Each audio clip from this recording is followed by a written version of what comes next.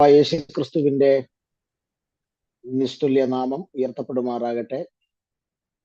HTCയുടെ USA ചാപ്റ്ററിലുള്ള ഈ 4-ാം യാമത്തിൽ കർത്താവിന്റെ വചനവുമായി നിങ്ങളെ അഭിസംബോധന ചെയ്യാൻ കഴിയുന്നതിൽ വളരെ സന്തോഷിക്കുന്നു. കൂടി വന്നിരിക്കുന്ന കർത്തൃദാസന്മാർ, ദൈവജനങ്ങൾ എല്ലാവർക്കുമുള്ള ക്രിസ്തീയ വന്ദനങ്ങൾ കർത്താവും രക്ഷിതാവുമായ യേശു ക്രിസ്തുവിന്റെ വന്യപരിശുദ്ധ നാമത്തിൽ അറിയിക്കുന്നു. കഴിഞ്ഞ ദിവസം നമ്മളൊരു പുതിയ വിഷയം ദൈവവചന പഠനവുമായി ബന്ധപ്പെട്ട് ആരംഭിച്ചിരുന്നു. നിങ്ങൾ ഓർക്കുന്നുണ്ടാകുമെന്ന് വിശ്വസിക്കുന്നു. വിശ്വാസത്തിൽ വളരുക എന്നുള്ളതാണ് നമ്മൾ കഴിഞ്ഞ ക്ലാസ്സിൽ ചിന്തിച്ച പ്രധാനപ്പെട്ട വിഷയം. സ്തോത്രം.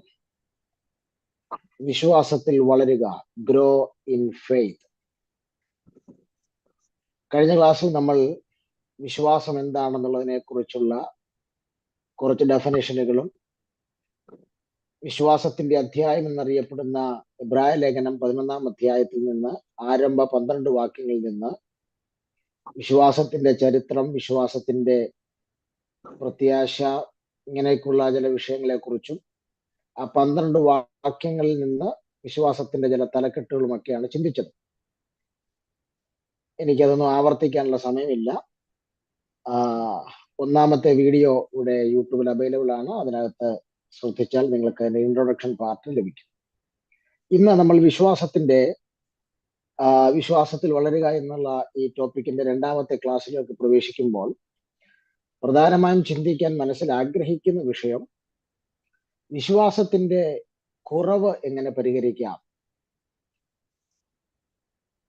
വിശ്വാസത്തിന്റെ കുറവ് എങ്ങനെയാണ് സംഭവിച്ചത്, എങ്ങനെയാണ് പരിഹരിക്കുന്നത്, ഇങ്ങനെയൊക്കെയുള്ള ചില കാര്യങ്ങളെ കുറിച്ചാണ് ഈ 2-ാം ക്ലാസ്സിൽ ധ്യാനിപ്പാൻ ആഗ്രഹിക്കുന്നത്. സമയം നമുക്ക് ഉതകുന്നെങ്കിൽ നമ്മളത് പൂർത്തീകരിക്കും. സ്തോത്രം.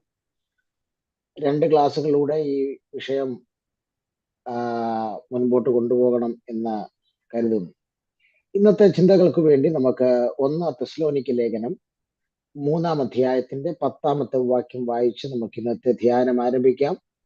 1 തെസ്സലോനിക്ക ലേഖനം 3-ാം അധ്യായത്തിന്റെ 10-ാമത്തെ വാക്യം. ഇനി നിങ്ങളുടെ മുഖം കാണുവാനും നിങ്ങളുടെ വിശ്വാസത്തിന്റെ കുറവ് തീർപ്പാനുമായി ഞങ്ങൾ രാവും പകലും വളരെ താല്പര്യത്തോടെ പ്രാർത്ഥിച്ചു പോരുന്നു. സ്തോത്രം. ഈ വാക്യം നമ്മൾ കഴിഞ്ഞ ക്ലാസ്സിൽ നമ്മൾ ഒന്ന് ഉദ്ധരിച്ചതാണ്. എന്നാൽ ഇന്ന് തെസ്സലോനിക്ക സഭയുമായി ബന്ധപ്പെട്ട് വിശ്വാസത്തിന്റെ കുറവും വളർച്ചയും പരിഹാരങ്ങളും ഒക്കെയാണ് നമ്മൾ ചിന്തിപ്പാൻ പോകുന്നത്. സ്തോത്രം. പൗലോസ് തെസ്സലോനിക്കയിലെ വിശ്വാസികൾക്ക് വേണ്ടി പ്രാർത്ഥിക്കുന്ന ഭാഗമാണ് നമ്മൾ വായിച്ച ഈ 1 തെസ്സലോനിക്കർ 3:10. അന്യോന്യം പ്രാർത്ഥിക്കുക എന്നുള്ളത് വിശ്വാസത്തിലെ ഏറ്റവും പ്രധാനപ്പെട്ട വിഷയമാണ്. എനിക്ക് വിശ്വാസമുണ്ട്, ഞാൻ വിശ്വാസത്തിൽ ഓക്കെയാണ്. അതുകൊണ്ട് എൻ്റെ കാര്യങ്ങളെല്ലാം കൃത്യമായിട്ട് നടക്കും. ഇങ്ങനെയുള്ളൊരു ധാരണയോടുകൂടെ നമ്മൾ ആരും ഇരിക്കരുത്.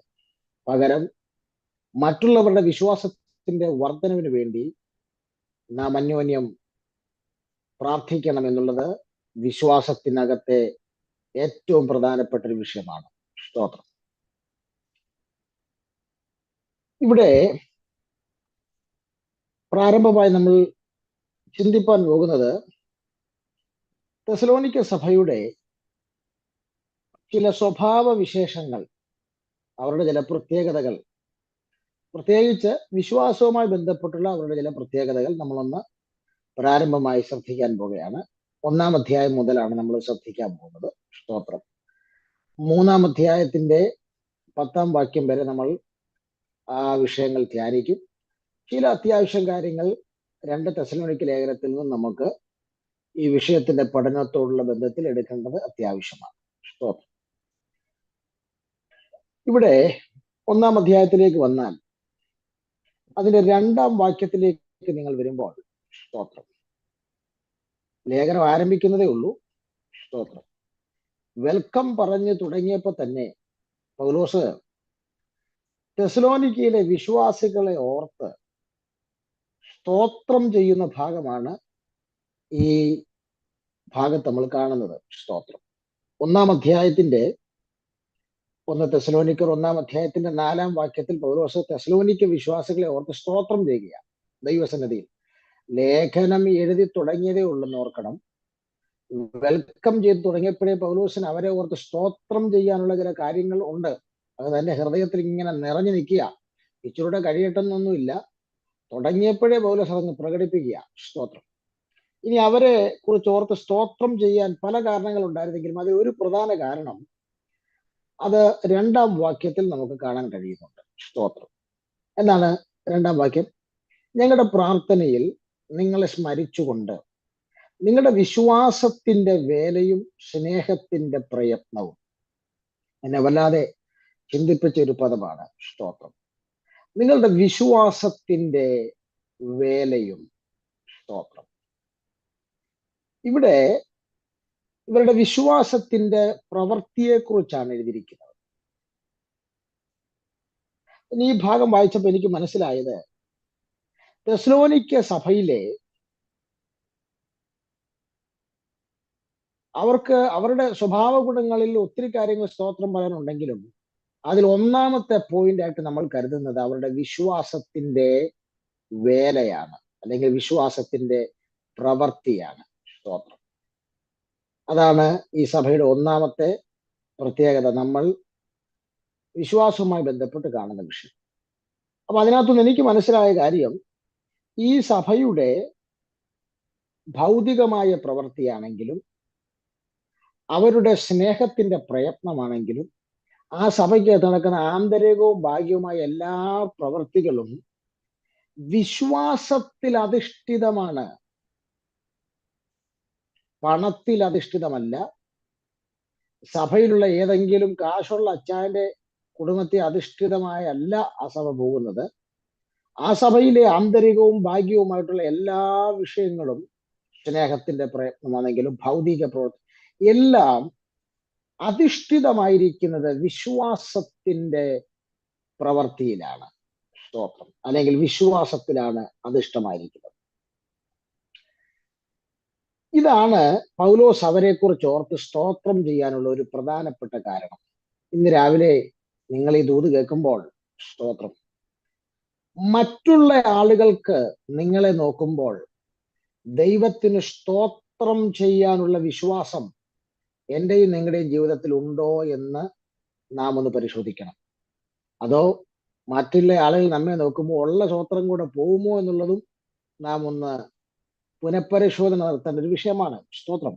ഇത് ഇവരുടെ വിശ്വാസം കണ്ടിട്ട് പൗലോസ്, വിശ്വാസത്തിൽ അധിഷ്ഠിതമായിരിക്കുന്ന ഇവരുടെ പ്രവൃത്തി കണ്ടിട്ട് പൗലോസ് അറിയാതെ ദൈവത്തിന് സ്തോത്രം ചെയ്ത് ദൈവത്തെ നന്ദി പറയുകയും ദൈവത്തെ സ്തുതിക്കുകയും ചെയ്യുകയാണ്. പ്രിയരെ, മറ്റുള്ളവരുടെ വിശ്വാസത്തെ കണ്ടാരും പുച്ഛിക്കരുത്, അഹങ്കരിക്കരുത്. സ്തോത്രം. ഒരു കാര്യം വളരെ വ്യക്തമാണ്, വിശ്വാസം ഉള്ളവരും ആ വിശ്വാസത്തെ കണ്ട് സ്തുതിക്കുന്നവരും ഈ 2 കൂട്ടരും ദൈവാത്മാവിനാൽ നിറഞ്ഞവരായിരിക്കണം എന്നുള്ള മാനദണ്ഡം മാത്രമേ തിരുവെഴുത്ത് പറയുന്നുള്ളൂ. വിശ്വാസത്തിന്റെ പ്രവൃത്തി ഉള്ളവരും അത് കണ്ട് ദൈവത്തെ സ്തുതിക്കുന്നവരും ഈ 2 കൂട്ടരും ദൈവാത്മാവിനാൽ നിറഞ്ഞവരാകണം. അപ്പോൾ തെസ്സലോനിക്ക സഭയുടെ 1-ാമത്തെ പ്രത്യേകത, ഇത് മറന്നു പോകരുത്, അവസാനം നമുക്കിത് വേണ്ടിവരും ഈ കാര്യങ്ങൾ. 1-ാമത്തെ പ്രത്യേകത വിശ്വാസത്തിന്റെ പ്രവൃത്തിയിൽ. നമ്മുടെ മലയാളം ബൈബിളിൽ വിശ്വാസത്തിന്റെ വേല എന്നാണ്, ഇംഗ്ലീഷിൽ കൊടുത്തിരിക്കുന്ന വർക്ക് എന്നാണ്. വിശ്വാസത്തിന്റെ പ്രവൃത്തിയിൽ അധിഷ്ഠിതമായ സഭയായിരുന്നു തെസ്സലോനിക്ക സഭ. ഇനി 2-ാമത്തെ ഇവരുടെ പ്രത്യേകത, 1-ാം അധ്യായത്തിന്റെ തന്നെ 8-ാം വാക്യത്തിലേക്ക് നമ്മൾ വരുമ്പോൾ, സ്തോത്രം, അവിടെ പറയുന്നത് വിശ്വാസത്തിൽ പ്രസിദ്ധമായ സഭ എന്നുള്ളതാണ്. ഞാൻ കഴിഞ്ഞ ക്ലാസ്സിൽ ഇത് പറഞ്ഞാണ്, അതുകൊണ്ട് ഞാൻ എക്സ്പ്ലെയിൻ ചെയ്യുന്നില്ല അധികം. വിശ്വാസത്തിൽ പ്രസിദ്ധമായ സഭ. ഇവരുടെ വിശ്വാസം എല്ലായിടത്തും പ്രസിദ്ധമാണ്. എവിടെയൊക്കെയാണ് പ്രസിദ്ധമെന്ന് അവിടെ എഴുതിയിട്ടുണ്ട്. സ്തോത്രം. മക്കദോനിയയിലും അഖായയിലും മാത്രമല്ല, എല്ലായിടത്തും നിങ്ങൾക്കുള്ള ദൈവത്തിന്റെ വിശ്വാസം പ്രസിദ്ധമായിരിക്കും. അപ്പോൾ വിശ്വാസത്താൽ പ്രസിദ്ധമായ സഭ. ഇനി ഇവരുടെ 3-ാമത്തെ പ്രത്യേകത, സ്തോത്രം, രണ്ടാം അധ്യായത്തിലേക്ക് വരാം. അതിന്റെ 10ാമത്തെ വാക്യം നമുക്ക് ശ്രദ്ധിക്കാം. രണ്ടാം അധ്യായത്തിന്റെ 10ാമത്തെ വാക്യം. വിശ്വസിക്കുന്ന നിങ്ങളുടെ ഇടയിൽ ഞങ്ങൾ എത്ര പവിത്രമായും നീതിയായും അനന്യമായും നടന്നു എന്നതിന് നിങ്ങളും ദൈവവും സാക്ഷി. അപ്പോൾ ഇവിടെ നാം കാണുന്നത് വിശ്വാസം പ്രായോഗികമാക്കിയ വിശ്വാസികളെയാണ്. വിശ്വാസം എന്ന് പ്രസംഗിക്കുക മാത്രമല്ല, വിശ്വാസം ദൈനംദിന ജീവിതത്തിൽ പ്രായോഗികമാക്കി വിശ്വാസത്തിൽ അത്ര സ്ട്രോങ് ആയിട്ടുള്ള പ്രായോഗിക ജീവിതം നയിച്ച വിശ്വാസികളെയാണ് നാം ഇവിടെ കാണുന്നത്. അപ്പോൾ വിശ്വാസം പ്രായോഗികമാക്കിയ തെസ്സലോനിക്ക സഭ. ഇനി 4ാമത്തെ ഇവരുടെ പ്രത്യേകത, 3ാം അധ്യായത്തിന്റെ 6ാം വാക്യത്തിലേക്ക് വരുമ്പോൾ അവിടെ എഴുതിയിരിക്കുന്നത്, ഇപ്പോഴോ തിമത്തിയോസ് നിങ്ങളുടെ അടുക്കൽ നിന്ന് വന്ന് നിങ്ങളുടെ വിശ്വാസത്തെയും സ്നേഹത്തെയും പറ്റിയും ഞങ്ങൾ നിങ്ങളെ കാണാൻ വാഞ്ചിക്കുന്നത് പോലെ നിങ്ങൾ ഞങ്ങളെയും കാണാൻ വാഞ്ചിക്കുന്നത് കൊണ്ട് ഞങ്ങളെക്കുറിച്ച് നിങ്ങൾക്ക് എപ്പോഴും നല്ല ഓർമ്മയുണ്ട് എന്ന് ഞങ്ങളോട് സദ്വർത്തമാനം അറിയിച്ച കാരണത്താൽ. ഇവിടെ ശ്രദ്ധിക്കേണ്ട കാര്യം, ഇപ്പോഴോ തിമത്തിയോസ് നിങ്ങളുടെ അടുക്കൽ നിന്ന് വന്ന് നിങ്ങളുടെ വിശ്വാസത്തെക്കുറിച്ച്. അപ്പോൾ തിമത്തിയോസ് പൗലോസിന്റെ അടുക്കൽ ചെന്നിട്ട് തെസ്സലോനിക്ക സഭയിലെ വിശ്വാസത്തെക്കുറിച്ച് പറയുക എന്ന് പറഞ്ഞാൽ, ഒരു എക്സാമ്പിൾ പറയാം. നിങ്ങളുടെ ലോക്കൽ സഭയിൽ നിന്ന് ഒരാൾ ദുബായി ചെന്നാൽ വാ തുറന്നാൽ അവന്റെ ലോക്കൽ ചർച്ചിലെ വിശ്വാസത്തെക്കുറിച്ചാണ് എല്ലാവരോടും എന്ത് ചെയ്യുന്നത്, പറയുന്നത്. അപ്പൊ എന്നതുപോലെ തിമത്തിയോസ് എന്ന് പറയുന്നത് ആരാ? പൗലോസിന്റെ നിജപുത്രനാ. പൗലോസ് സ്ഥാപിച്ച സഭകളിലെല്ലാം പൗലോസ് പല കാര്യങ്ങൾക്കായി അയക്കുന്ന ആളാണ് തിമത്തിയോസ്. അപ്പൊ ഒത്തിരി സഭകളെ കണ്ടുപരിചയമുള്ള ആളാ. പക്ഷെ തിമത്തിയോസിനെ പോലും തെസ്സലോനിക്ക സഭയുടെ വിശ്വാസം അതിശയിപ്പിച്ചു കളഞ്ഞു. അങ്ങനെയാണെങ്കിൽ ഈ സഭയുടെ 4ാമത്തെ പ്രത്യേകത, മറ്റുള്ളവരെ അതിശയിപ്പിക്കുന്ന വിശ്വാസമുള്ള സഭയായിരുന്നു തെസ്സലോനിക്ക സഭ.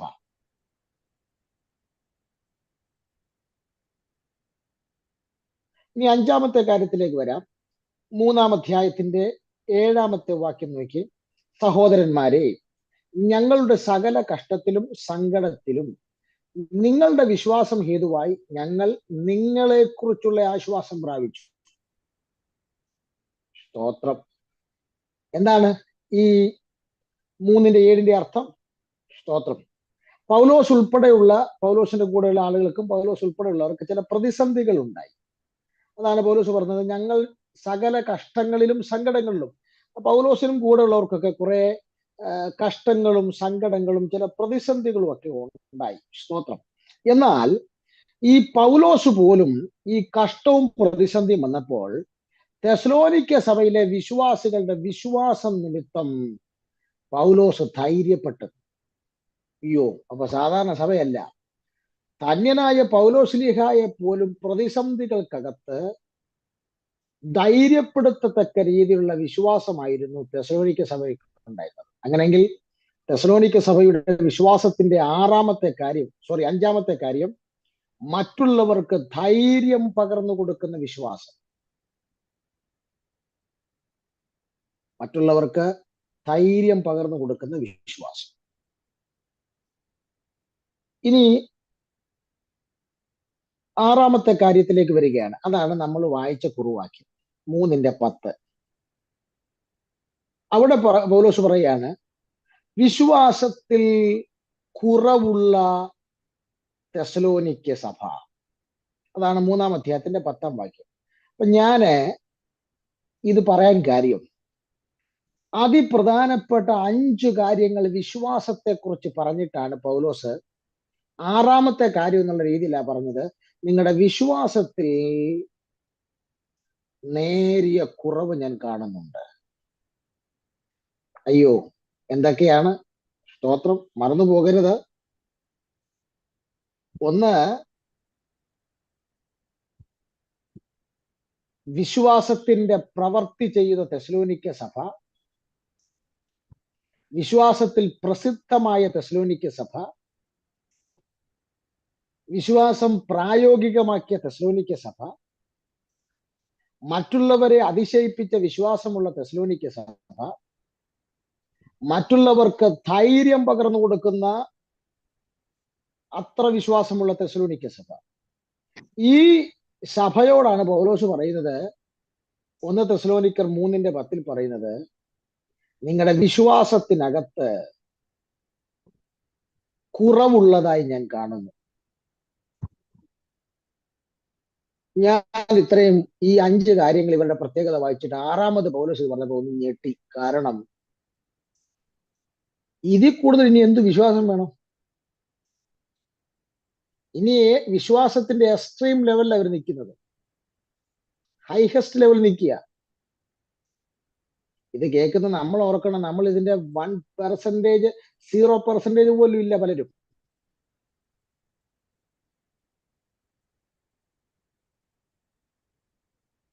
സ്തോത്രം. അപ്പോൾ വിശ്വാസത്തിൽ അധിഷ്ഠിതമായി വിശ്വാസത്തിന്റെ പ്രവൃത്തി ചെയ്യുന്ന, വിശ്വാസം കൊണ്ട് പ്രസിദ്ധമായ, വിശ്വാസം പ്രായോഗികമാക്കിയ, അതിശയിപ്പിക്കുന്ന വിശ്വാസമുള്ള, വിശ്വാസം കൊണ്ട് മറ്റുള്ളവർക്ക് ധൈര്യം പകർന്നു കൊടുക്കുന്ന ഈ മാതൃകാ സഭ എന്ന് പൗലോസ് തന്നെ പറയുന്ന ഈ തെസ്സലോനിക്ക സഭയോട് പൗലോസ് പറയാ, നിങ്ങൾക്ക് ഈ കാര്യങ്ങളൊക്കെ വിശ്വാസത്തിലുണ്ടെന്ന് എനിക്കറിയാം, പക്ഷെ ഞാൻ നിങ്ങളെ ഒന്ന് സൂക്ഷിച്ച് സൂക്ഷ്മ പരിശോധന നടത്തുമ്പോൾ വിശ്വാസത്തിൽ നിങ്ങൾക്ക് ചില കുറവുകളുണ്ട്.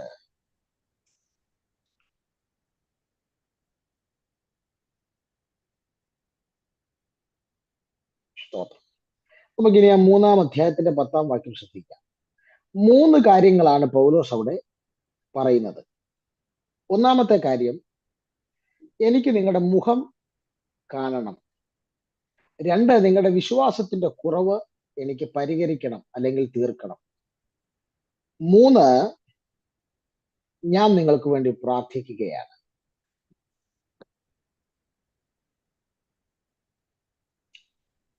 ഞാൻ ഈ വിശ്വാസത്തിന്റെ കുറവ് പരിഹരിക്കുക എന്നുള്ള വിഷയം എന്താണ് പൗലോസ് ഉദ്ദേശിച്ചതെന്ന് അറിയാൻ വേണ്ടി പല പുസ്തകങ്ങളൊക്കെ ഒന്ന് നോക്കി. പലരും പല അഭിപ്രായങ്ങളാണ് പറയുന്നതെങ്കിലും നമുക്ക് കുറച്ച് മനസ്സിലാകാവുന്ന കാര്യങ്ങൾ പറഞ്ഞിട്ടേ കാര്യമുള്ളൂ. അതിനകത്തുനിന്നൊരു 3 കാരണങ്ങൾ, 3 ആശയങ്ങൾ നമുക്ക് പ്രയോജനപ്പെടുന്ന രീതിയിലുള്ളത് ഞാനൊന്ന് എടുത്തു. വിശ്വാസത്തിന്റെ കുറവെന്ന് പറഞ്ഞാൽ എന്താണ് എന്നുള്ളതിന്റെ ഒരു 3 ആശയങ്ങൾ. ഒന്ന്, വിശ്വാസത്തിൽ ഉറങ്ങിപ്പോയിരിക്കുന്നു എന്ന ആശയമാണ്. എന്ന് പറഞ്ഞാൽ അർത്ഥം വിശ്വാസമുണ്ട്, പക്ഷെ ഒരു മയക്കത്തിലാണ്.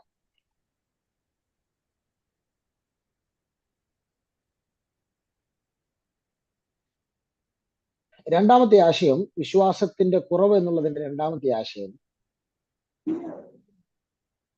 വിശ്വാസത്തിന്റെ വിശ്വാസം കുറഞ്ഞിരിക്കുന്നു എന്നുള്ളതാണ്. വിശ്വാസത്തിന്റെ വിശ്വാസം കുറഞ്ഞിരിക്കുന്നു. ഉദാഹരണം പറഞ്ഞാൽ, എന്നെ കൊണ്ട് കഴിയും, എനിക്ക് പറ്റും, അതാണ് വിശ്വാസം. എന്നെ കൊണ്ട് കഴിയും, ഉറപ്പായിട്ടും എന്നെ കൊണ്ട് പറ്റും, ദൈവം എൻ്റെ കൂടെ ഉണ്ട്.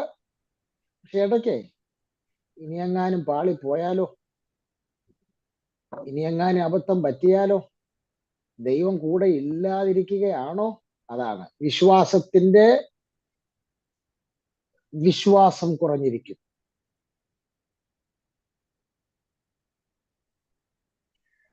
ഞാൻ നിങ്ങളോടിത് സത്യത്തിൽ ഇതൊരു നല്ല കുറച്ചുകൂടെ ജനമുള്ള സ്ഥലത്ത് പറയേണ്ട വിഷയമാണ്. നിങ്ങൾ പല ആളുകളുടെയും മുഖം പോലും കാണുന്നില്ല, അജ്ഞാതമായിട്ടൊരു ക്ലാസ് എടുക്കുകയാണ്. പക്ഷെ ഇതൊരു വലിയ ടോപ്പിക്കാണ്. ഇത് നിങ്ങളെക്കാൾ എനിക്ക് പ്രയോജനപ്പെടും. കാര്യം എനിക്ക് 2025 ഒരു മെസ്സേജിനുള്ള വകുപ്പുണ്ട്. ഞാൻ കഴിഞ്ഞ ദിവസം ദേവാസർ പറഞ്ഞു ഈ വിഷയം വായിച്ചുകൊണ്ടിരുന്നപ്പോൾ. സ്തോത്രം. ഇനി 3-ാമത്തെ ആശയം, വിശ്വാസത്തിന്റെ കുറവ് എന്നുള്ളതിന്റെ 3-ാമത്തെ ആശയം, വിശ്വാസത്തിന് കുഴികൾ സംഭവിച്ചു എന്ന് പറഞ്ഞാൽ നികത്താൻ പറ്റാത്ത ചില കുഴികൾ വിശ്വാസത്തിന് സംഭവിച്ചു.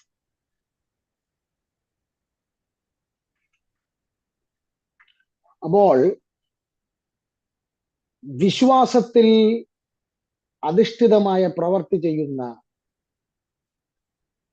വിശ്വാസത്തിൽ പ്രസിദ്ധമായ, വിശ്വാസം പ്രായോഗികമാക്കിയ, വിശ്വാസത്താൽ മറ്റുള്ളവരെ അതിശയിപ്പിച്ച, വിശ്വാസത്താൽ മറ്റുള്ളവർക്ക് ധൈര്യം പകർന്നു കൊടുത്ത ഈ സഭ ഇപ്പോൾ അവർക്ക് വിശ്വാസത്തിൽ കുറവുണ്ടെന്ന് പറഞ്ഞാൽ അവർ വിശ്വാസത്തിൽ മയങ്ങിക്കിടക്കും.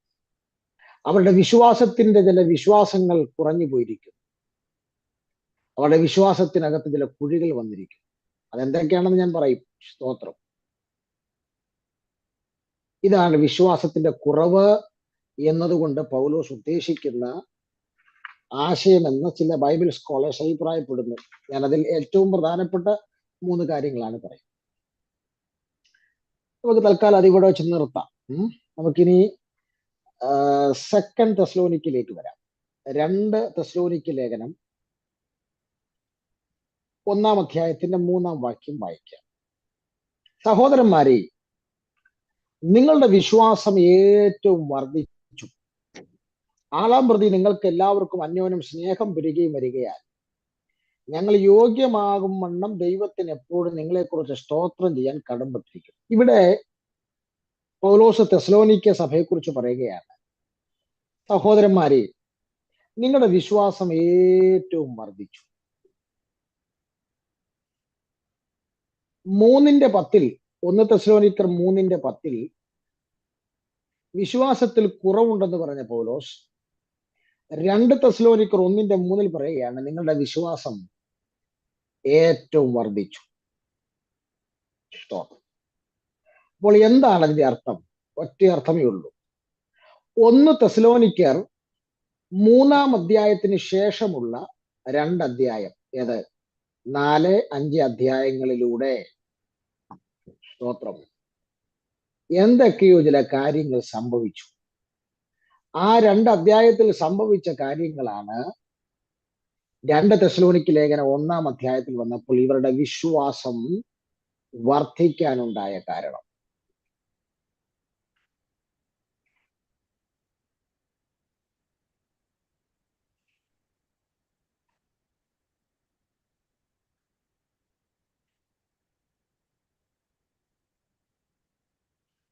ഇനി അത് വെറും ഒരു വർധനവ് മാത്രമല്ലായിരുന്നു. 4-ാം വാക്യം കൂടെ ചേർത്ത് വായിച്ചാൽ മനസ്സിലാക്കാൻ കഴിയും. അതുകൊണ്ട് നിങ്ങൾ സഹിക്കുന്ന സകല ഉപദ്രവങ്ങളിലും കഷ്ടങ്ങളിലുമുള്ള നിങ്ങളുടെ സഹിഷ്ണുതയും വിശ്വാസവും നിമിത്തം ഞങ്ങൾ ദൈവത്തിന്റെ സഭകളിൽ നിങ്ങളെ ചൊല്ലി പ്രശംസിക്കുന്നു. തെസ്സലോനിക്ക സഭകളെ കുറിച്ച് പല സഭകളിൽ പറഞ്ഞ് പ്രശംസിക്കത്തക്ക രീതിയിൽ അവരുടെ വിശ്വാസത്തിന്റെ അകത്ത് വർധനവുണ്ടായി. ഞാൻ എൻ്റെ പ്രസംഗവേദിയിൽ ഒരിടത്ത് ഒരു സഭയെക്കുറിച്ചും നിങ്ങൾ ആ സഭയൊന്ന് കാണണമെന്ന് പറഞ്ഞായിട്ട് എൻ്റെ ഓർമ്മയിലില്ല. അങ്ങനെ പ്രശംസിക്കത്തക്ക രീതിയിലുള്ള ഒന്നും കാണുന്നില്ല. ഉണ്ടാകാം, ഞാൻ കാണുന്നില്ലെന്ന് ഞാൻ പറഞ്ഞു.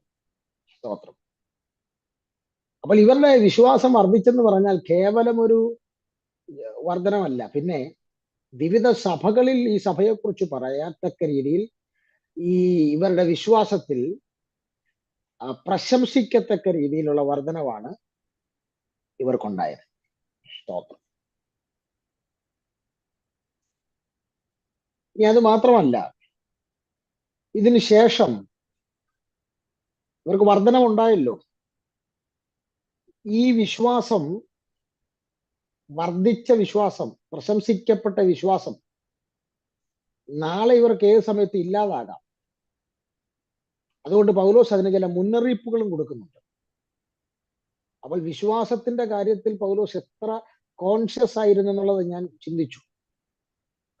എന്താ മുന്നറിയിപ്പുകൾ കൊടുക്കുന്നത് നമുക്ക് നോക്കാം. 2 തെസ്സലോനിക്ക ലേഖനം 2-ാം അധ്യായത്തിന്റെ 3-ാമത്തെ വാക്യം, ആരും ഏതു വിധേനയും നിങ്ങളെ ചതിക്കരുത്. ആദ്യമേ വിശ്വാസത്യാഗം സംഭവിക്കുകയും നാശയോഗ്യനും അധർമ്മമൂർത്തിയുമായവൻ വെളിപ്പെടുകയും ചെയ്യും. This is warning. വിശ്വാസം വർദ്ധിക്കപ്പെട്ട തെസ്സലോനിക്ക സഭയ്ക്കുള്ള വാണിംഗ് ആണിത്. നിങ്ങളുടെ വിശ്വാസം നാളെ നഷ്ടപ്പെട്ടു പോകാതിരിക്കാനുള്ള മുന്നറിയിപ്പ് എന്താണ്? ആരും ഏതു വിധേനയും നിങ്ങളെ എന്ത് ചെയ്യരുത്, ചതിക്കരുത് എന്ന് പറഞ്ഞാൽ ഇത്രയും നാൾ നല്ല സ്ട്രോങ് ആയിട്ടുള്ള വിശ്വാസത്തിൽ നിൽക്കുകയാണ് ഈ തെസ്സലോനിക്ക സഭ. ഇപ്പോൾ അവരുടെ വിശ്വാസമൊക്കെ വർദ്ധിച്ചു. പക്ഷേ പൗലോസ് പറയുകയാണ്, നിങ്ങൾ വിശ്വാസത്തിൽ ഇപ്പോൾ സ്ട്രോങ് ആണെങ്കിലും നാളെ നിങ്ങൾ ചതിക്കപ്പെടാനുള്ള സാധ്യതയുണ്ട്. ചതിക്കപ്പെട്ട് കഴിഞ്ഞാൽ പ്രശ്നമാണ്. സ്തോത്രം. ഈ ചതിക്കപ്പെടുന്നതിന് മുമ്പേ നമുക്ക് ചിലരുടെ മുഖം കാണുമ്പോൾ അറിയാം, വിശ്വാസത്തിനകത്ത് എന്തോ കുറവ് വന്നു. ആ കുറവ് വന്നവൻ പെട്ടെന്ന് ചതിക്കപ്പെടും. സ്തോത്രം. എന്താ അവനുണ്ടാകുന്ന ചതി? ഈ വിശ്വാസത്തിന്റെ കുറവ് അവനെ വലിയ ചതിയിലേക്ക് കൊണ്ടുപോകും. ആ ചതിക്ക് പൗലോസ് കൊടുത്തിരിക്കുന്ന പേരാണ് വിശ്വാസത്യാഗം. എന്ന് പറഞ്ഞാൽ നിനക്ക് പറ്റിയിരിക്കുന്ന ചതി നിന്നെ കൃപയിൽ നിന്ന് വീഴ്ത്തും.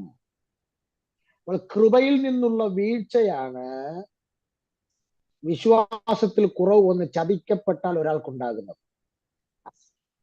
ഞാൻ ഈ തെസ്സലോനിക്ക ലേഖനത്തെ മാത്രമേ ഫോക്കസ് ചെയ്യുന്നുള്ളൂ. എനിക്ക് എബ്രായ ലേഖനത്തിലേക്കൊക്കെ പോകാൻ ഒത്തിരി ഹൃദയത്തിൽ ത്വരയുണ്ട്. പക്ഷെ പോയാൽ തീരത്തില്ല സബ്ജക്റ്റ്. എനിക്ക് 4 ക്ലാസ് കൊണ്ട് തീർക്കണമെന്ന് നിർബന്ധമുള്ളതുകൊണ്ടാണ് ഞാൻ പെട്ടെന്ന് ഒളിച്ച് പോകുന്നത്. നോക്കുക, ഇതൊരു മുന്നറിയിപ്പാണ്. വിശ്വാസത്തിൽ വർധനവ് വന്ന് പ്രശംസാ വിഷയമായ സഭയോട് ഒരു മുന്നറിയിപ്പ് കൊടുക്കുകയാണ്. സ്തോത്രം. ഇനി മുന്നറിയിപ്പ് തീർന്നിട്ടില്ല. മുന്നറിയിപ്പുകൾ നിരവധിയുണ്ട്. വീണ്ടും നിങ്ങൾക്ക് 2-ാം അധ്യായത്തിൽ വീണ്ടും മുന്നറിയിപ്പ് കാണാം. സ്തോത്രം.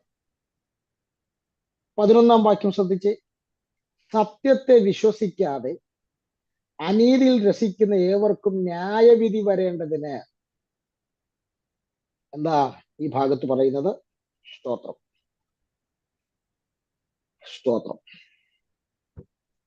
ഈ ഭാഗത്ത് പറയുന്ന 2-ാമത്തെ ഒരു മുന്നറിയിപ്പ്, സത്യത്തെ വിശ്വസിക്കാതെ അസത്യത്തെ വിശ്വസിക്കാനുള്ള ചില അവസരങ്ങൾ നിങ്ങളുടെ മുമ്പിൽ വരും. മനസ്സിലായില്ലേ? സത്യത്തെ വിശ്വസിക്കാതെ അസത്യത്തെ വിശ്വസിക്കാനുള്ള ചില അവസരങ്ങൾ നിങ്ങളുടെ മുമ്പിൽ വരുമ്പോൾ നിങ്ങൾ അതിൽ വീണു പോയാൽ നിങ്ങൾക്ക് ന്യായവിധി ഉറപ്പാണ്. അതുകൊണ്ട് വിശ്വാസത്തിൽ വർധനവ് പ്രാപിച്ച, വിശ്വാസത്തിൽ പ്രശംസാ വിഷയമായ തെസ്സലോനിക്ക സഭയെ ജാഗ്രത പാലിക്കുക, അലേർട്ടാകുക. സ്തോത്രം. ഇനി ഞാൻ അതിന്റെ ഒരു കാര്യം കൂടെ പറയാം. ഈ മുന്നറിയിപ്പുകൾ ചില ആളുകൾ മൈൻഡ് ചെയ്തില്ല. അല്ലെങ്കിലും അങ്ങനെയാണല്ലോ. ചില മുന്നറിയിപ്പുകൾ പറഞ്ഞാൽ ചിലത് മൈൻഡ് ചെയ്യല. മൈൻഡ് ചെയ്യാതിരുന്നത് നിമിത്തം തെസ്സലോനിക്ക സഭയ്ക്കുണ്ടായ ഒരു പ്രതിസന്ധി എന്നാണെന്നറിയാമോ? സ്തോത്രം. അതുകൂടെ പറഞ്ഞിട്ട് നമുക്ക് തിരിച്ചു വരാം. സ്തോത്രം. 3-ാം അധ്യായത്തിലേക്ക് വന്നേ. 2 തെസ്സലോനിക്കർ 3-ാം അധ്യായം 2-ാം വാക്യം. അവിടെ പൗലോസ് പറയുകയാണ്, വല്ലാത്തവരും ദുഷ്ടന്മാരുമായ മനുഷ്യരുടെ കയ്യിൽ നിന്ന് ഞങ്ങൾ വിടുവിക്കപ്പെടുവാനും ഞങ്ങൾക്ക് വേണ്ടി പ്രാർത്ഥിക്കും. അടുത്ത പദം ശ്രദ്ധിച്ച്, വിശ്വാസം എല്ലാവർക്കും ഇല്ലല്ലോ. ആരോടായി പറയുന്നത്? വിശ്വാസത്തിൽ വർധനവ് പ്രാപിച്ച് പ്രശംസാ വിഷയമായ സഭയോട് പൗലോസ്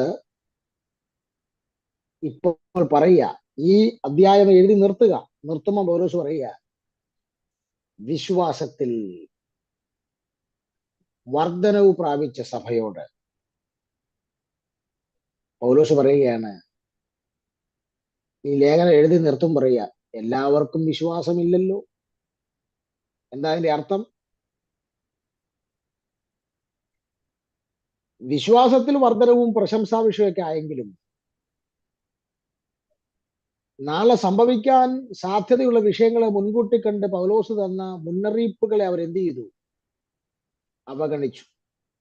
അതിന്റെ തൽഫലമായി എല്ലാവർക്കും വിശ്വാസമില്ലല്ലോ എന്ന് പറഞ്ഞപ്പോൾ അർത്ഥം ചിലരിൽ നിന്ന് വിശ്വാസം നഷ്ടപ്പെട്ടു പോയി. എന്ന് പറഞ്ഞാൽ കൃപയിൽ നിന്ന് വീണുപോകാൻ സാധ്യത വിശ്വാസത്യാഗമുണ്ടായി എന്നാണ് അർത്ഥം.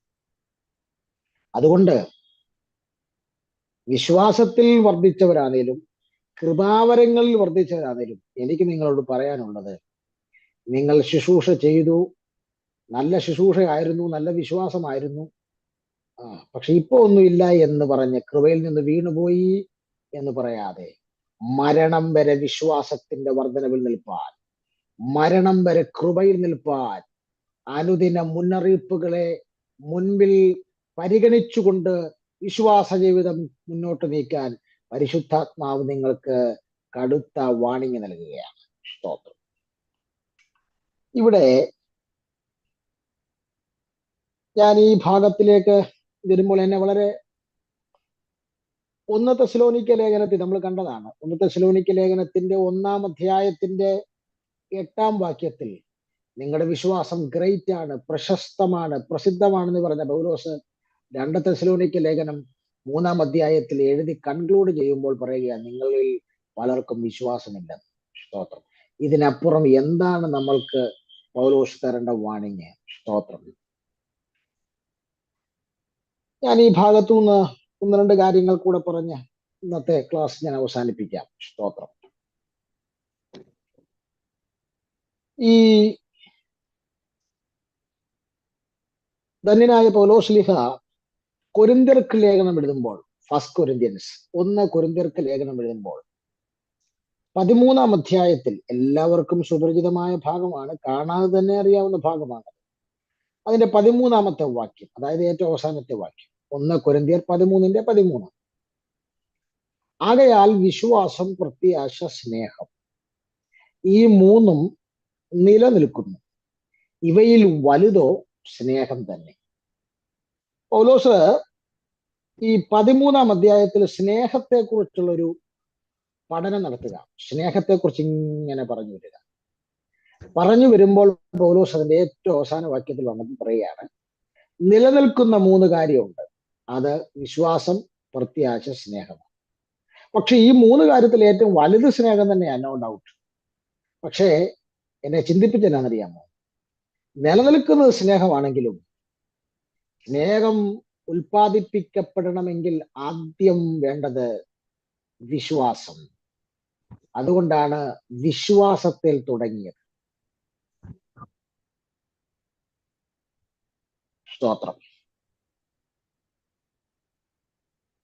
സ്നേഹം ലഭിക്കണമെങ്കിൽ ഒന്നാമത് വിശ്വാസം വേണം. യഥാർത്ഥമായ വിശ്വാസമുള്ളവർക്ക് യഥാർത്ഥമായി സ്നേഹിക്കാൻ കഴിയും. വിശ്വാസം ഇല്ലാത്തവന്റെ സ്നേഹം ഒറിജിനലേ അല്ല, അതിനെ വെറും പ്രകസനമെന്നോ പ്രദർശനമെന്നോ ഒക്കെ മാത്രമേ നമുക്ക് പറയാൻ കഴിയൂ. സ്തോത്രം. ഇനി അത് കർത്താവിനോടുള്ള ബന്ധത്തിലാണെങ്കിലും സ്വന്തം കുടുംബജീവിതത്തോടുള്ള ബന്ധത്തിലാണെങ്കിലും നിങ്ങൾക്ക് ശരിക്കും നിങ്ങളുടെ പാർട്ട്ണറിൽ അല്ലെങ്കിൽ കർത്താവിൽ നിങ്ങൾക്ക് വിശ്വാസമുണ്ടെങ്കിൽ മാത്രമേ നിങ്ങൾക്ക് സ്നേഹിക്കാൻ കഴിയൂ. അല്ലെങ്കിൽ നിങ്ങൾ സ്നേഹിക്കുന്നതായി പ്രകസനം കാണിക്കാം, പക്ഷെ നാളെ ഒരിക്കൽ അത് പൊളിഞ്ഞു വീഴും. സ്തോത്രം. അതുകൊണ്ടാണ് വിശ്വാസത്തിന്റെ ഇമ്പോർട്ടൻസ് പറയാൻ വേണ്ടി ഞാൻ ഈ ഭാഗത്തെ ഒന്ന് ചൂണ്ടിക്കാണിച്ചത്. അതുകൊണ്ടാണ് യാക്കോബ് അപ്പോസ്തലൻ, പ്രവർത്തികളുടെ അപ്പോസ്തലൻ പറഞ്ഞു, സംശയിക്കാതെ വിശ്വസിച്ചാൽ മാത്രമേ നിങ്ങളുടെ പ്രാർത്ഥനകൾക്ക് മറുപടി ഉണ്ടാവും. സ്തോത്രം.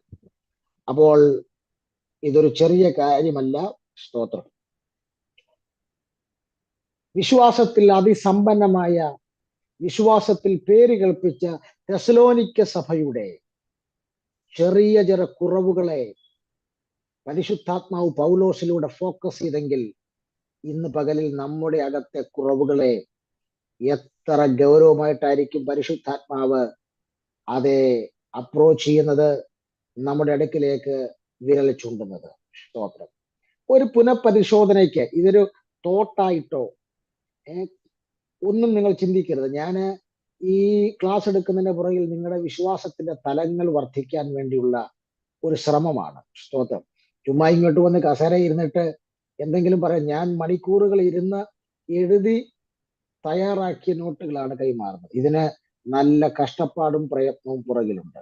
ഇതിന്റെ അർത്ഥം നിങ്ങളുടെ ആത്മീക ജീവിതത്തിൽ നിങ്ങളുടെ വിശ്വാസം നിങ്ങൾക്ക് പ്രയോജനകരമായി തീരട്ടെ എന്നുള്ളതാണ്. സ്തോത്രം. ഞാൻ മടങ്ങി വരികയാണ്. ഇനി ഈ വിശ്വാസത്തിന്റെ കുറവ് എങ്ങനെ പരിഹരിക്കാം, അതുകൂടെ ഒന്ന് പറഞ്ഞ് നമുക്ക് വൈൻഡ് അപ്പ് ചെയ്യാം. സ്തോത്രം. ഞാൻ എല്ലാം പറയത്തില്ല, ഞാൻ ഒരു 2-3 കാര്യങ്ങൾ പറയും. നിങ്ങൾക്കൊരു ഹോംവർക്ക് ആയിട്ട് ഞാൻ ബാക്കി കാര്യങ്ങൾ നിങ്ങൾ വായിച്ച് നിങ്ങൾ നോട്ട് തയ്യാറാക്കുക. സ്തോത്രം.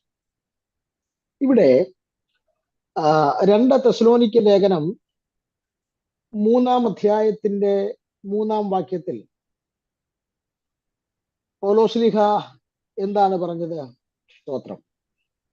2 തെസ്സലോനിക്ക ലേഖനം 3-ാം അധ്യായത്തിന്റെ 3-ാം വാക്യത്തിൽ പൗലോസ് പറഞ്ഞു എല്ലാവർക്കും സ്തോത്രം. 2-ാം വാക്യത്തിൽ 3-ാം അധ്യായത്തിന്റെ 2-ാം വാക്യത്തിൽ എല്ലാവർക്കും വിശ്വാസമില്ലല്ലോ എന്നൊക്കെ പൗലോസ് പറഞ്ഞെങ്കിലും സ്തോത്രം ഞാന് ഓർമ്മപ്പെടുത്തിയല്ലോ, 1 തെസ്സലോനിക്ക ലേഖനം ആരംഭ 3 അധ്യായങ്ങളിൽ ഇവരുടെ വിശ്വാസത്തിന്റെ സമ്പന്നതയെ കുറിച്ച് പറഞ്ഞിട്ട് 3-ാം അധ്യായത്തിന്റെ 10-ാം വാക്യത്തിൽ വന്ന് പൗലോസ് പറഞ്ഞു നിങ്ങൾ വിശ്വാസത്തിൽ കുറവുള്ളതായി കാണും. പിന്നീട് 2 തെസ്സലോനിക്ക ലേഖനം 1-ാം അധ്യായം 2-3 വാക്യങ്ങളിൽ പറയുന്നു നിങ്ങൾ വിശ്വാസത്തിൽ വർദ്ധിച്ചിരിക്കും. അപ്പൊ ഇതിന്റെ ഇടയിൽ 1 തെസ്സലോനിക്ക ലേഖനം 3-ാം അധ്യായത്തിനും 2 തെസ്സലോനിക്ക ലേഖനം 1-ാം അധ്യായത്തിനും ഇടയ്ക്ക് ഇവരിൽ വിശ്വാസത്തിന്റെ വർധനവുണ്ടാകുന്ന എന്തൊക്കെയോ കാര്യങ്ങൾ സംഭവിച്ചു. അത് സംഭവിച്ചത് 1 തെസ്സലോനിക്കർ 4-5 അധ്യായങ്ങളിലാണ്. നന്നായിട്ട് നിങ്ങൾ വീട്ടിലിരുന്ന് ഈ 2 അധ്യായങ്ങൾ വായിച്ച് ഒരു നോട്ട് തയ്യാറാക്കണം. സ്തോത്രം. നമ്മള് ആ ഭാഗങ്ങളിലേക്ക് ഒന്ന് പോവുകയാണ്. സ്തോത്രം. അപ്പോൾ വിശ്വാസത്തിന്റെ കുറവ് പൗലോസ് പരിഹരിക്കുന്നത് 1 തെസ്സലോനിക്കർ 4-5 അധ്യായങ്ങൾ. സ്തോത്രം. ഞാൻ 3-4 കൂട്ടം കാര്യങ്ങൾ പറഞ്ഞിട്ട് വൈൻഡ് അപ്പ് ചെയ്യാം.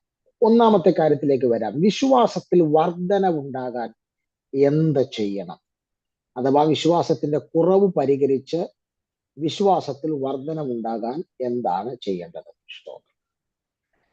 1 തെസ്സലോനിക്കർ 4-ാം അധ്യായം 1-ാം വാക്യം തന്നെ വായിച്ചു തുടങ്ങാം. സ്തോത്രം. ഒടുവിൽ സഹോദരന്മാരെ, ഒടുവിൽ, ആ പദമൊക്കെ ഭയങ്കര ഇമ്പോർട്ടൻസ്. ഒടുവിൽ എന്ന് പറഞ്ഞാൽ കൺക്ലൂഷൻ ചെയ്യാൻ പോകുകയാണ്. അതാണ് ഒടുവിൽ. കൺക്ലൂഷൻ ചെയ്യുന്നതിന് മുമ്പ് ചില കാര്യങ്ങൾ പറയാമെന്നാണ് പൗലോസ് പറയുന്നത്.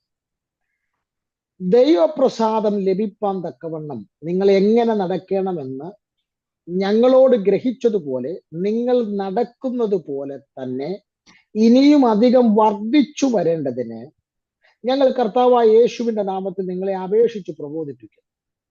3 ടെൻസിലാണ് ഇവിടെ പറയുന്നത്. 1, ദൈവപ്രസാദം ലഭിപ്പാൻ തക്കവണ്ണം നിങ്ങൾ എങ്ങനെ നടക്കണമെന്ന് ഞങ്ങളോട് ഗ്രഹിച്ചു. പാസ്റ്റ് ടെൻസിൽ നേരത്തെ നിങ്ങൾ ഗ്രഹിച്ചതാ ഞങ്ങളുടെ ഭാഗത്തുനിന്ന്. എന്ത്? ദൈവപ്രസാദം ലഭിപ്പാൻ എങ്ങനെ നടക്കണം. ഈ 2 പ്രസന്റ് ടെൻസ്, നിങ്ങൾ നടക്കുന്നത് പോലെ തന്നെ. ഇപ്പോഴും അവർ ദൈവപ്രസാദം ലഭിപ്പാൻ തക്കവണ്ണം നടക്കുന്നു. പക്ഷെ പൗലോസ് പറഞ്ഞു ഇത് പോരാ. പിന്നെ അടുത്ത ഫ്യൂച്ചർ ടെൻസ് പറയുന്നത് എന്താണ്? അധികം വർദ്ധിച്ചു വരേണ്ടതിന്. അപ്പോൾ ഒറ്റ വാക്കിൽ പറയാം. സ്തോത്രം. നിങ്ങളുടെ വിശ്വാസം വർദ്ധിക്കണമെങ്കിൽ നിങ്ങൾ ദൈവപ്രസാദം ലഭിക്കുവാൻ തക്കവണ്ണം നിങ്ങൾ നിങ്ങളുടെ നടപ്പിനെ ക്രമപ്പെടുത്തണം.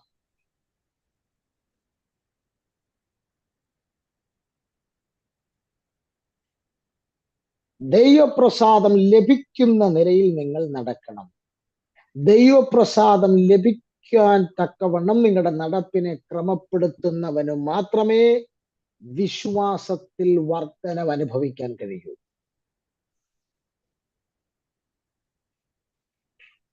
ഇതൊന്നും ന്യൂജൻ പാസ്റ്റർമാർക്കൊന്നും പിടിക്കുന്ന കാര്യമല്ല.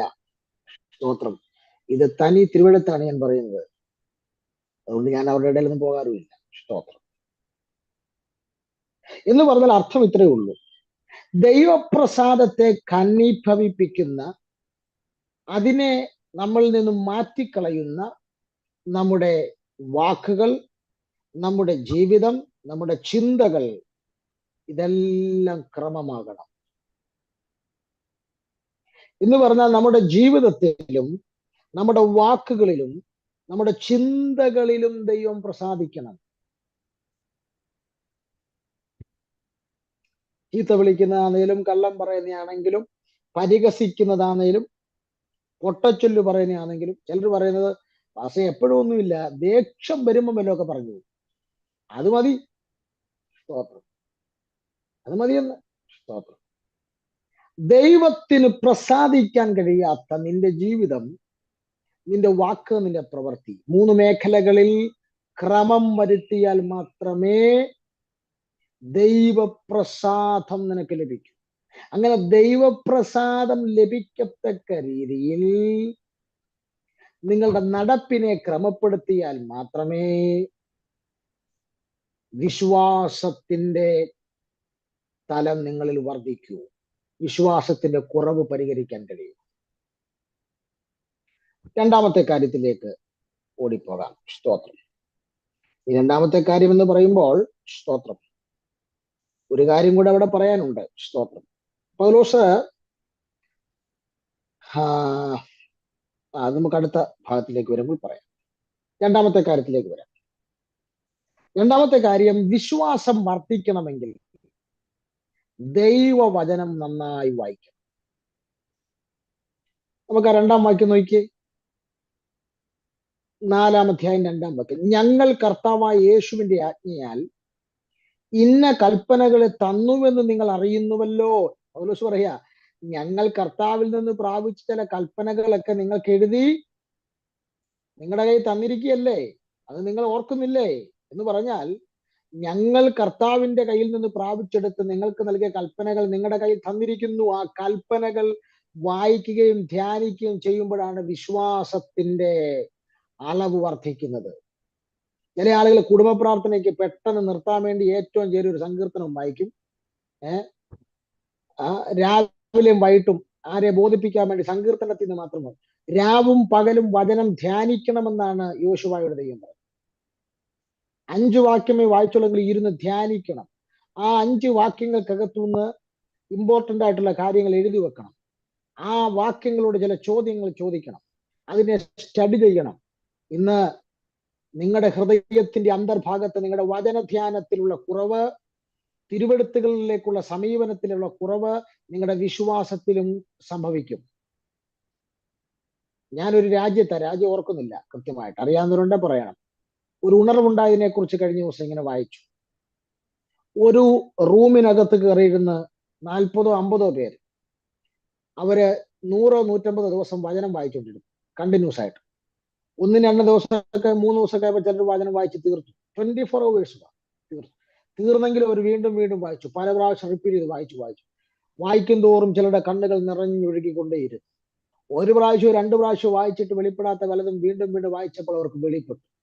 അന്ന് ഇത്ര ദിവസം ആ റൂമിനകത്തുനിന്ന് പുറത്തു പോകാതെ ആ 24 hours ഇന്ന് തിരുവെടുത്ത് വായിച്ചിട്ട് പുറത്തുപോയ ആ ചെറുപ്പക്കാരിലൂടെ, ആ വ്യക്തികളിലൂടെ ആയിരുന്നു ആ രാജ്യത്തിന്റെ ഉണർവ് പൊട്ടിപ്പുറപ്പെട്ടത്. സ്തോത്രം.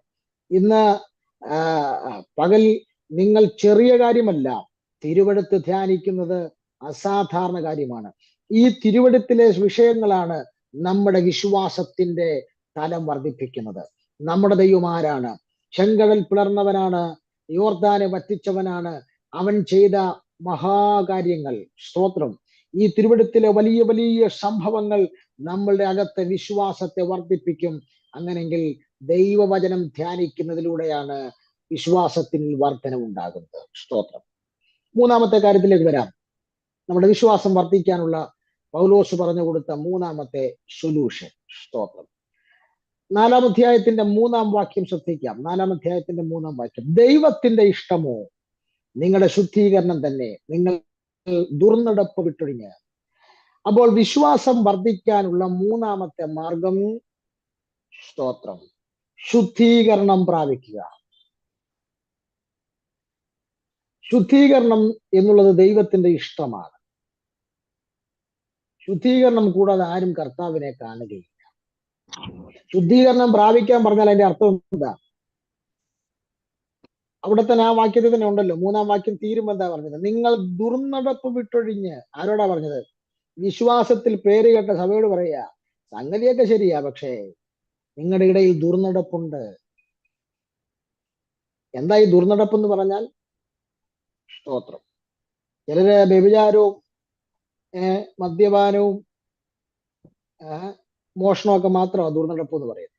ദുർനടപ്പ് എന്നതിന് സ്തോത്രം ഒരു ദൈവദാസൻ എഴുതിയിരിക്കുന്ന വ്യാഖ്യാനം, ദൈവത്തിനും എനിക്കും മറ്റുള്ളവർക്കും പ്രയോജനമില്ലാതെ ഞാൻ ചെയ്യുന്നതെല്ലാം ദുർനടപ്പാണെന്ന് അദ്ദേഹം പറഞ്ഞിരിക്കുന്നു. ഞാൻ ചിന്തിച്ചപ്പോ ശരിയാ, ദൈവത്തിനും പ്രയോജനമില്ല, ചെയ്യുന്ന നിനക്കും പ്രയോജനമില്ല, മറ്റുള്ളവർക്കും പ്രയോജനമില്ല, നീ എന്തു ചെയ്യുന്നു അതിന്റെ പേരാ ദുർനടപ്പ്. സ്തോത്രം. അങ്ങനെയാണ് ഒത്തിരി കാര്യങ്ങളുണ്ട് കേട്ടോ, ലിസ്റ്റിലില്ലാത്ത ഒത്തിരി കാര്യങ്ങളുണ്ട്. ദുർനടപ്പിലാണോ നമ്മൾ ചെയ്യുന്നത്? ദൈവത്തിന് വല്ല പ്രയോജനമുണ്ടോ? അതുകൊണ്ട് നമുക്ക് വല്ല പ്രയോജനമുണ്ടോ? അതുകൊണ്ട് മറ്റുള്ളവർക്ക് വല്ല പ്രയോജനമുണ്ടോ? ഇപ്പം ഞാൻ എന്റെ കാര്യം കൂടെ ചേർത്ത് പറയുക. നമ്മൾ കടയിൽ ചെന്നാൽ പെപ്സി കിട്ടും, അല്ലെങ്കിൽ ചില പാനീയങ്ങളൊക്കെ കിട്ടും. അതേ തന്നെ എഴുതി വെച്ചിട്ടുണ്ട് അത് വിഷമാണെന്ന്, ആരോഗ്യത്തിന് പ്രശ്നമുണ്ട്. ഇത് നമ്മൾ കുടിക്കുന്നതുകൊണ്ട് ദൈവത്തിന് വല്ല ഗുണമുണ്ട്? നമുക്ക് വല്ല ഗുണമുണ്ട്? മറ്റുള്ളവർക്ക് വല്ല ഗുണമുണ്ടോ? ദുർനടപ്പിലാണ്. ചിലർ വസ്ത്രം ധരിക്കുന്ന കാണാം. ഈ വസ്ത്രധാരണം, നീ ആ വസ്ത്രം ധരിക്കുന്നതുകൊണ്ട് ദൈവത്തിനും വലിയ ഗുണമില്ല, നിനക്കും വലിയ ഗുണമില്ല, അത് കാണുന്നവർക്കാണെങ്കിൽ ഇടർച്ച ഉണ്ടാകത്തേ. ഇങ്ങനെയൊക്കെ പ്രസംഗിക്കാവുന്നല്ലേ? അതെ, ഇതാ ദുർനടപ്പ്. സ്തോത്രം. അദ്ദേഹം പറഞ്ഞ വ്യാഖ്യാനത്തെ എനിക്ക് വളരെ ഇഷ്ടപ്പെട്ടു. സ്തോത്രം. അപ്പോൾ ഒരു കാര്യം വളരെ വ്യക്തമാണ്, നമ്മുടെ ഭക്ഷണത്തിലാകട്ടെ, പാനീയത്തിലാകട്ടെ, വസ്ത്രധാരണത്തിലാകട്ടെ, ജീവിതത്തിലാകട്ടെ, ദൈവത്തിന്റെ ഇഷ്ടമല്ലാതെ നാം ചെയ്യുന്ന എല്ലാ പ്രവർത്തികളും നമ്മുടെ ആത്മീക ജീവിതത്തിലെ വിശ്വാസത്തിൽ കുറവ് വരുത്തും. ആകയാൽ പരിശുദ്ധാത്മാവ് പറയുന്നു, ഈ ദുർനടപ്പുകൾ വിട്ടൊഴിഞ്ഞ് നിങ്ങൾ ശുദ്ധീകരണം പ്രാപിക്കാൻ ഉത്സാഹിച്ചാൽ നിങ്ങളുടെ വിശ്വാസം വർദ്ധിക്കുമെന്നാണ് പൗലോസ് പറയുന്നത്. 3 കാര്യം പെട്ടെന്ന് ഞാൻ പറഞ്ഞല്ലോ. സ്തോത്രം. 1, ദൈവപ്രസാദം ലഭിക്കാൻ തക്കവണ്ണം ജീവിതത്തെ ക്രമമാക്കി നടക്കുക. 2, ഞാൻ പറഞ്ഞു, ദൈവത്തിന്റെ വചനത്തെ ധ്യാനിക്കുക. 3, ശുദ്ധീകരണം പ്രാപിക്കുവാൻ ഉത്സാഹിക്കുക. 4-ാമത്തെ കാര്യം, ഞാൻ 4-ാമത്തെ കാര്യം പറയുന്നതിന് മുമ്പ് ഞാൻ സമയമില്ലാത്തതുകൊണ്ട് ഓടിച്ച് പറഞ്ഞു വിട്ടതാണ്, ശുദ്ധീകരണം പ്രാപിക്കാൻ ഉത്സാഹിക്കുക. നിങ്ങൾ ഈ 4-ാം അധ്യായത്തിന്റെ 4-ാം വാക്യം മുതൽ 12-ാം വാക്യം വരെ വായിച്ചു നോക്കണം. അവിടെ ഈ ശുദ്ധീകരണത്തെ കുറിച്ച് ഏതെല്ലാം മേഖലകളിൽ ശുദ്ധീകരണം വേണമെന്നും ശുദ്ധീകരണത്തിന്റെ എക്സ്ട്രീം ലെവൽ എന്താണെന്നൊക്കെ അവിടെ പറയുന്നുണ്ട്. എനിക്ക് സമയമില്ലാത്തതുകൊണ്ട് ഞാൻ അത്രയും ഒറ്റ വാക്കിൽ പറഞ്ഞു നിർത്തിയത്. സ്തോത്രം. 4-ാം അധ്യായത്തിന്റെ 4-ാം വാക്യം മുതൽ 12-ാം വാക്യം വരെ. ഇനി നമുക്ക് 4-ാമത്തെ കാര്യം നോക്കാം. വിശ്വാസത്തിൽ വർധന വരുത്തുവാൻ എന്താണ് പരിഹരിക്കേണ്ട 4-ാമത്തെ കാര്യം? സ്തോത്രം. അത് നമുക്ക് 1 തെസ്സലോനിക്കർ 4-ാം അധ്യായത്തിന്റെ 13-ാം വാക്യം ശ്രദ്ധിക്കാം. 13-ാം വാക്യം, സഹോദരന്മാരെയും നിങ്ങൾ പ്രത്യാശയില്ലാത്ത മറ്റുള്ളവരെ പോലെ ദുഃഖിക്കാതിരിക്കേണ്ടതിന് നിദ്ര കൊള്ളുന്നവരെ കുറിച്ച് അറിവില്ലാതിരിക്കരുതെന്ന് ഞാൻ ആഗ്രഹിക്കുന്നു. സാധാരണ ഇത് മരണവീട്ടിലാണ് വായിക്കുന്നത്. തെസ്സലോനിക്ക പശ്ചാത്തലത്തിലും മരിച്ചുപോയ ആളുകൾക്ക് മരണത്തിന് ശേഷം എന്തു സംഭവിക്കുമെന്ന് അവർക്ക് വലിയ അറിവില്ലായിരുന്നു. അതുകൊണ്ട് തന്നെ മരിച്ച ആളുകളെ കുറിച്ച് അവർ ദുഃഖിച്ചുകൊണ്ടിരിക്കുമായിരുന്നു. പക്ഷെ പൗലോസ് അവരോട് പറയുന്നത് എന്താണെന്ന് ചോദിച്ചാൽ, നിദ്ര കൊണ്ടവരെ കുറിച്ച് നിങ്ങൾ അറിവില്ലാതിരിക്കരുതെന്ന് പറഞ്ഞാൽ അർത്ഥം, ഈ നിദ്ര കൊണ്ട ആളുകൾ എവിടേക്ക് പോയി എന്നും അവർ കൊണ്ടാകാൻ പോകുന്ന ഉയർപ്പിനെ കുറിച്ച് പൗലോസ് വ്യക്തമാക്കുക. എന്ന് പറഞ്ഞാൽ യേശു ക്രിസ്തുവിന്റെ വീണ്ടും വരവിനെ കുറിച്ച് പൗലോസ് അവിടെ വ്യക്തമാക്കുന്നു. അപ്പോൾ വിശ്വാസത്തിൽ വർധനവ് പ്രാപിക്കേണ്ട 4-ാമത്തെ വഴി, കർത്താവായ യേശു ക്രിസ്തുവിന്റെ വീണ്ടും വരവിൽ വിശ്വസിക്കുക. വിശ്വാസമില്ലാത്ത ഒത്തിരി ആളുകളുണ്ട്. ലിബേറിയൻ തിയോളജിയേഴ്സ് പലരുമുണ്ട്. നമ്മുടെ സഭകളിൽ തന്നെ പലരുമുണ്ട്. സ്തോത്രം. കർത്താവ് ഇനി വരുമോന്നൊക്കെ ഡിസ്കസ് ചെയ്യുന്ന ആളുകൾ എനിക്കറിയാം. ചിലരുടെ സംവാദത്തിന്റെ വിഷയങ്ങൾ തന്നെ ഇതൊക്കെയാണ്. സ്തോത്രം.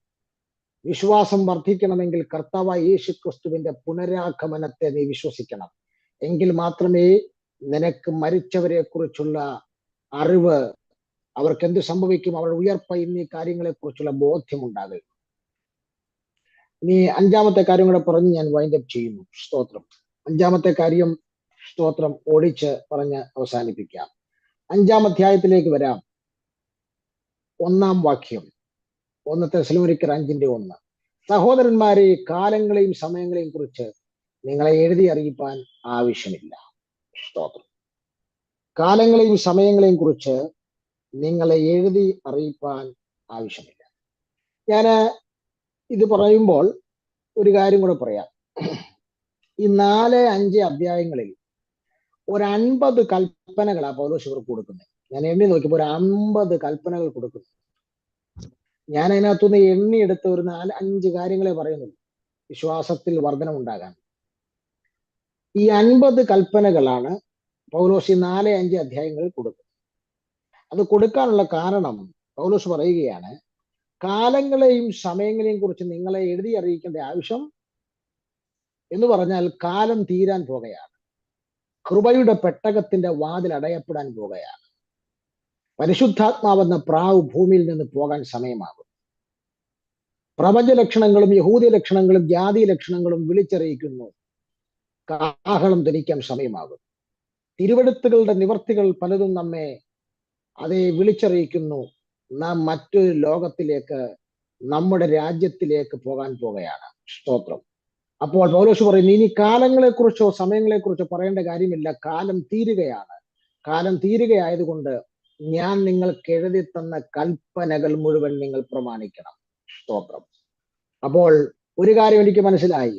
2 തെസ്സലോനിക്ക ലേഖനം 1-ാം അധ്യായത്തിന്റെ 2-3 വാക്യങ്ങളിൽ അവരുടെ വിശ്വാസത്തിൽ വർധന ഉണ്ടായത് എങ്ങനെയാന്ന് ചോദിച്ചാൽ, ഈ 1 തെസ്സലോനിക്കർ 4-5 അധ്യായങ്ങളിൽ പൗലോസ് എഴുതി കുറിച്ചു കൊടുത്ത 50ഓളം കൽപ്പനകൾ അവർ കേട്ടു, അംഗീകരിച്ചു, വിശ്വസിച്ചു, ജീവിതത്തിൽ പ്രായോഗികമാക്കിയപ്പോൾ ഈ ദൈവവചനത്തിന്റെ 50ഓളം കൽപ്പനകൾ അവരുടെ അകത്ത് അപ്ലൈ ചെയ്തപ്പോഴാണ് വിശ്വാസത്തിൽ വർധന ഉണ്ടായത്.